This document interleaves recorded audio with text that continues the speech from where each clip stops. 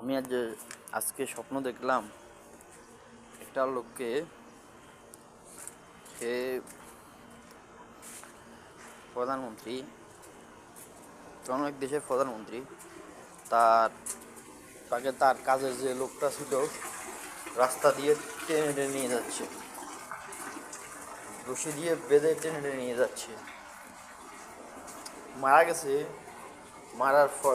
মরার ফলে তাকে টেনে টেনে নিয়ে যাচ্ছে। সবাই বলতেছে এটা কে?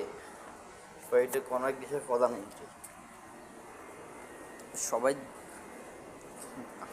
সবাই দেখতেছে, আমিও যাই দেখলাম। এটা সে ইসরায়েলের প্রধানমন্ত্রী নেতানিয়াহু।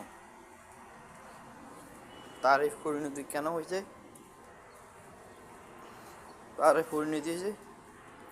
আল্লাহ তাআলা বলেন, ফেরাউন তার আরো সঙ্গীপন্য যারা আছে তাদের গালা দুনিয়াতেও লাঞ্ছিত করবো, আখিরাতেও লাঞ্ছিত করবো। নেতানিয়াহু, যদি আমার স্বপ্নটা সত্যি হয়, দুনিয়ার মানুষ খুব শীঘ্রই এটা দেখতে পাইব, খুব শীঘ্রই। যে তোমার দেশের মানুষ তোমাকে রাস্তা দিয়ে টেনে টেনে টেনে নিয়ে যাবে। দুনিয়া তো লাঞ্ছিত, আখিরাত তুমি লাঞ্ছিত হইবে ইনশাআল্লাহ।